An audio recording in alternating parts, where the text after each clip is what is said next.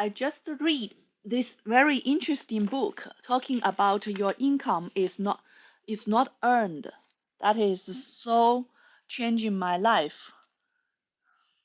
Let me read it for you. The facts and the myths. There are, of course, major expectations to the general proposition that the incomes of the prosperous are earned.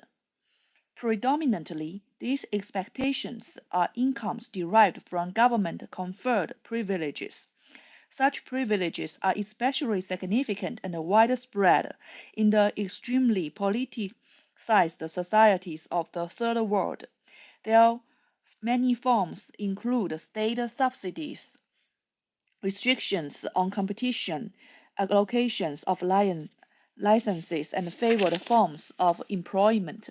Their income are not what Pope and other clerics have in mind in their attacks on equality. Such incomes do not feature in discussions of international differences in income, and in the national sphere it is the papal view that governments act for the general good, so that the results of their policies cannot be the subject for redress through politically organized redistribution.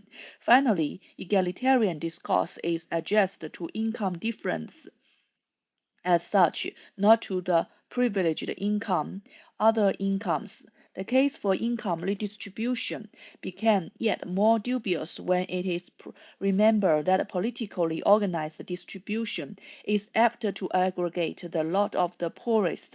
To begin with, state-organized distribution often benefits all middle-income groups at the expense both of the rich and of the poor.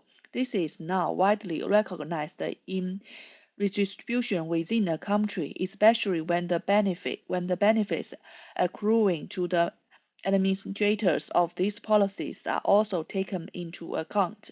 Moreover, redistribution may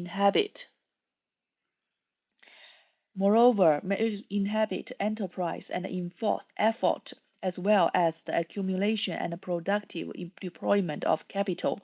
Regarding the rise in living standards, including those of the poorest, the adverse effect of distribution on the living standards of the poorest are perforce ignored when income and wealth are envisaged, as they often are, as being extracted from other people or somehow achieved at their expense by depriving them of what they had or could have had. They are regarded as fixed totals rather than as the results of productive activities and processes over time. However, in market economies, at any rate, incomes are normally earned. They are not shares in a pre-existing total. In egalitarian discourse, the notion that the well-off have prospered at the expense of the poor is rarely far below the surface. The notion is useful or even necessary for the moral plausibility of politically organized redistribution. Without such an underpinning, the case for redistributive taxation, which in effect is partial confiscation, or for other forms of expropriation, is not self-evident. Why should social justice mean substantially equal incomes? Why is it obviously unjust that those who contribute more to production should have higher incomes than those who contribute less? That's it. Thank you.